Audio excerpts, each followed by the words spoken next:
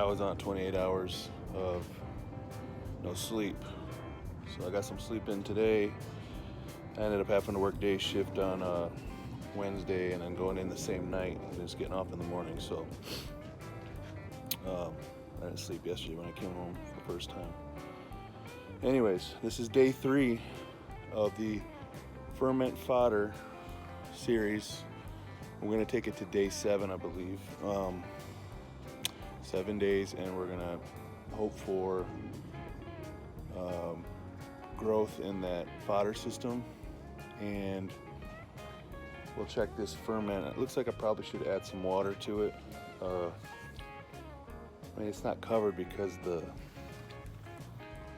I'm not gonna add any water to it. Okay, I'm gonna push it around with my hand just to get it all back underwater and let it soak it back up. But it looks like the next 3 buckets are gonna be that barley wheat mix. It's a red wheat, hard red wheat mix. I think it's called hard red. And my last bucket of just red wheat was today, and I fed the animals this morning. This morning I fed them the produce, and I just went out and fed them not too long ago. And I still have some left over, so I'll probably give this to the pigs in a little while. We got 2 Harriers flying overhead. So we got a Marine Corps base airfield here, not too far, a couple miles away from here. So we get a lot of that traffic. I love it. It's just, yeah, interrupts the video, but it's the sound of freedom. So we don't mind it. So with this, dog just ran under my hand. It's dripping with this ferment. So what happened is this ferment is the last day of the straight wheat. Then for the next round of buckets, they're going to be all the mix, wheat and barley. So here's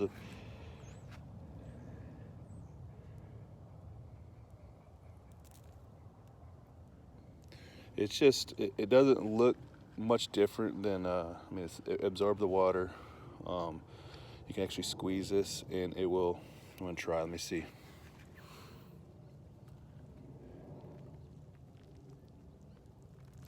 If you squeeze it, the water will just come out of it. So that's good, it retains a lot of water. Just dumped it in with the pheasants and let them eat that. And then, so with that said, the animals eat this, and there's probably going to be a couple things that you're going to notice. When you feed an animal fermented feed, first of all, I don't know if they like it any better. I feel like they do, but it's hard to tell because they just love all food, you know. So what happens is, oh, this one definitely needs water. What happens is they get all that moisture from that feed, and they don't have to drink as much water. So, you know, it's coming from the food. It's great. And I have a lot of water there for them in that 55-gallon drum. Specifically, I'm talking the pigs. With the chickens and ducks, I got to replace that water every day. I know there's probably people out there that don't, but ducks are pretty messy with water. And I change their pool twice a day. And I change their, they have I can't remember what it is. I don't know if it's a 2-gallon or a 3-gallon water. I change that once a day. So, all the ferment's doing very good. There are no, there's no mold growing. And dogs are freaking out. They love chasing. We got doves and rabbit. We got so many doves birds, rabbits in this grove here. You guys, what you doing? Namaria? Huh? What you doing, Namaria? Crazy? Go chase Luca. See that old girl? See the old girl? Come here.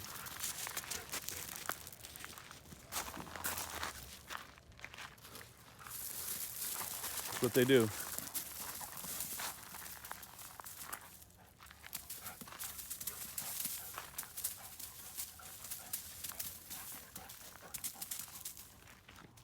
Probably should do a video on essential tools for the homestead, for our homestead. Things that you just can never have enough of. You'll find out real quick. If you don't have it, you'll find out real quick what you need. And it doesn't hurt to double down on some of them. I'll tell you what, one thing that we need is a, yeah, I got the tractor and stuff, which is really nice. The tractor sometimes is overkill, and sometimes it's just easier not to, the access. The tractor can't access like my yard, my immediate backyard to my house. Now that my garden is in there and the double gate's closed. So there's a lot of tools out there that I keep seeing, and I just been holding off to purchase, but it is stuff we could use. Like when I feed the pigs and the ducks, I carry those buckets every day. Which is fine. It's fine, I'm not gonna complain about it, but to make things easier, if I'm not around, have to work extra hours, my wife can do the job. And a decent wheelbarrow will work. They make them so nice now where you can they have the 4 wheels on them and a push cart with big wheels. So that would really help everything out over here. Because my wife's strong, but she's not very big. So I know she'd appreciate a wheelbarrow. So today, here's what I'm gonna do. And I'm taking this because this advice that I got from YouTube, on another YouTuber that I've been following lately. And I really enjoy his channel. I like how he does things. So what I'm gonna do today is stop walking around for a minute. I watched this YouTube video and from a few months back, and it doesn't hurt to watch older videos. If you watch YouTube as much as we do, you just don't see it all. So today my pigs have been rooting up that little pig pen that we made, 16 by 16 pig pen that we made, and there's no green in there, nothing, which there wasn't really, but I mean now it's totally soft sand, dirt, which it's beautiful. But the problem with that is everybody thinks of pigs as pig in the mud, dirty, sloppy animals. That's because the way we see them is in a containment area that only holds enough room for them to do their job and have to do their business in it and have no other choice. So what I'm getting at is, hey, dog eating the grass. Okay, so if you look at these pigs, all right, they're not full of mud. It's because, yeah, they're small. When they get bigger, they're gonna make bigger messes. They're not full of mud, only their noses, because they've been rooting that ground. They prefer not to lay in the mud, in their feces, where they pee. They like to pee along the edges of the fence, and they have a spot in this pen where they like to lay down, and it's clean over there. It's not even rooted. It's not really hot here anymore, but it still gets us in the 70s right now. And if you look at the pen, yeah, it's fecal matter, rooted ground. You can see that's not fecal matter. That's part of that palm tree they're chewing off. It's not too dirty yet. Eventually it will be. They're just putting on more and more weight, and they have nowhere else to put more crap. But if you look at their little pig house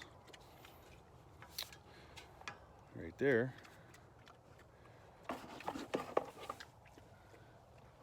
it's clean. And that's where they like to lay down and sleep throughout the night. They don't pee, they don't poop in there. And so with that said, what we'd like to do is do some pasture raising pigs, but we also want to compost.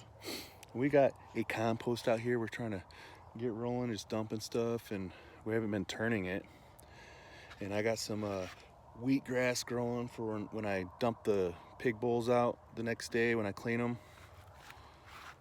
That green right there, that's just from the feed from right there. So in a week or 2 or 3 or something, it'll turn up like this. Whatever's left over in there and stuck to that bowl. So what I'm going to do is I'm going to take, you see I have all these leaves. Got this chicken wire set up because I don't want the dogs getting in there. And I have this old root and these old veggies and stuff that are just decomposing. Some old pine shavings, grass clippings, branches. I'm tossing this stuff into the pig pen. So that's what we're doing today. We're gonna have them work that material into their pen, and it's gonna build up hopefully a nice layer for it to decompose later. And they're gonna root that into the ground. And then I think it's gonna do amazing. And then when we get these guys out in pasture, because I think we're gonna do this. We're gonna get a nice electric hog fence, like a Premier one. I think they're a lot easier to move around too than the chicken fences. I think they're lighter. So that's what we're gonna do. And then we'll put them out on the grass and rotate them every few days or whatever we need. And everything should work out great. I think it's gonna be awesome. We'll see if we have enough compost, but I think it'll work. Weather's perfect, it's nice and cool, love it. So here we go. Interrupted. I should have been ready for that one though. And my buddy's at the gate, dropping something off for me. Right when I was about to start tossing stuff in that pig pen. Telling you, it's a good thing because now I need this item. But man, it's so irritating when you're trying to shoot a video and somebody calls. Like it's not like you hate the person that's calling, but it's just irritating. But we'll get back to it in a second.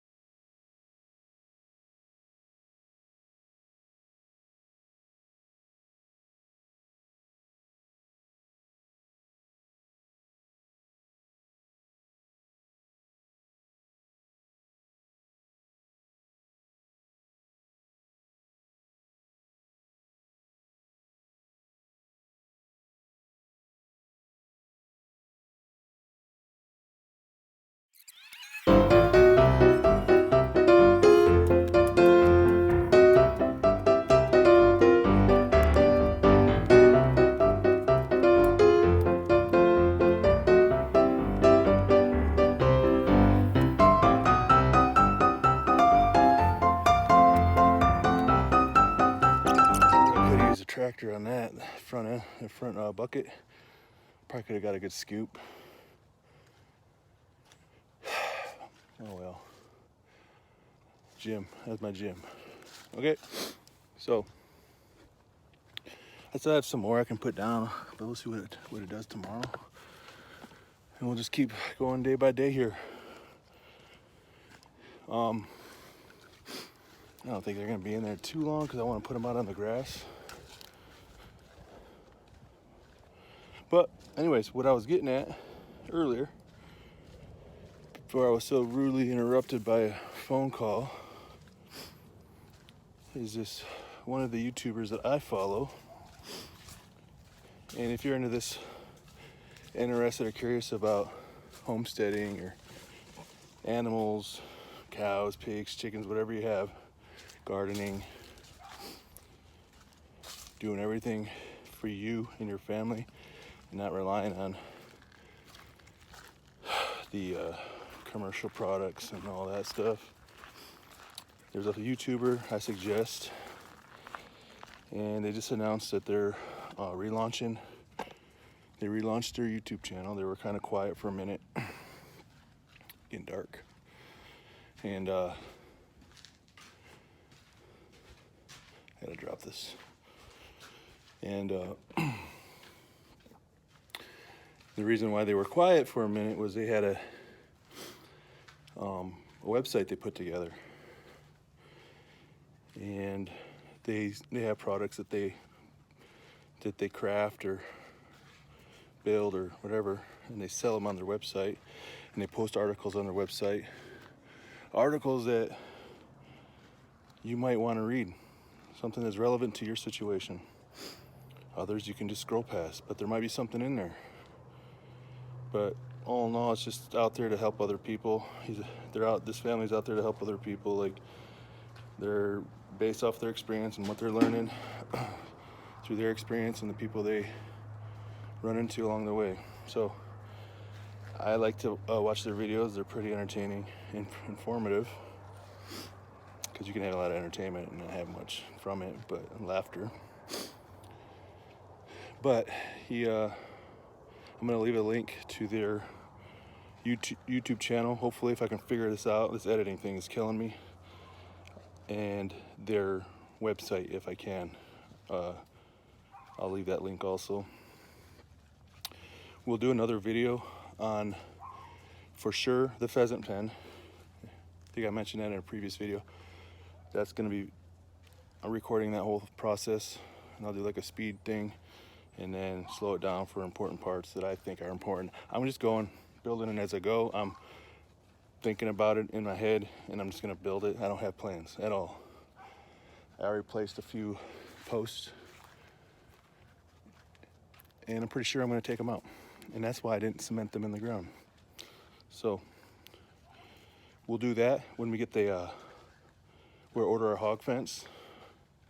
We'll do an unboxing of that hog fence, and we'll see how it works, what kind of area we can cover with it. And we'll put some wheels on that little pig shelter. And we should be awesome with these pigs on this grass. So that's what we're gonna be doing, guys. But the YouTuber I want to talk about, I just watched a few of his videos when I woke up. It's called the Swedish Homestead. So, hey, he's not promoting me. We're not friends. I don't know him. I did finally figure it out. I think they are living in Sweden. I thought maybe he was just a Swedish guy.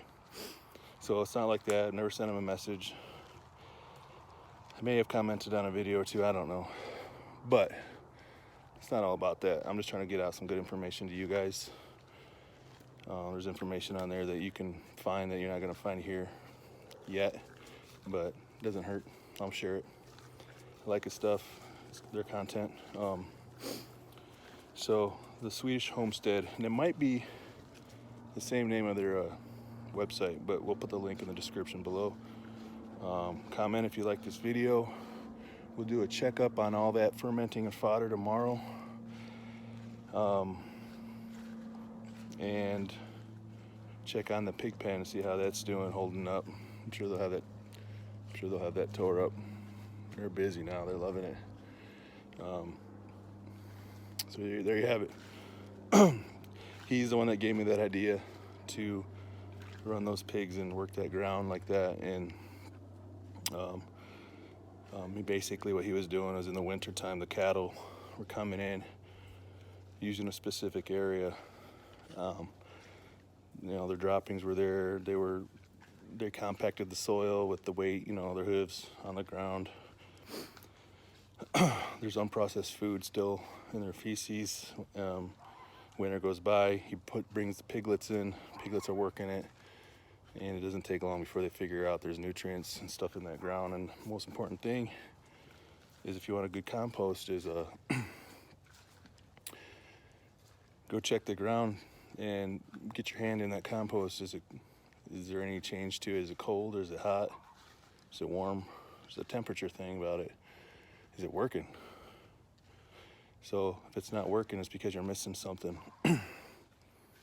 So I'm not gonna preach on that because I'm not an expert, but Swedish Homestead guy probably is. So organic material, carbon. So we'll leave it at that. Thank you for watching the video. I'm sorry I walk so much. I'm trying to break that habit. Been interrupted a lot lately with this technical difficulties. This tripod. Dogs like to bother me. Interrupt me, I'll say. I wouldn't trade them for the world.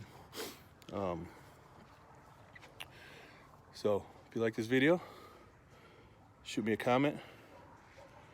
I answer any questions or take any advice or listen. Hit that like button. Please subscribe. I think we're up to 3 or maybe 4.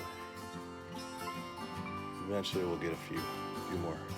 So thanks a lot, guys. Have a great night, and I'll talk to you tomorrow.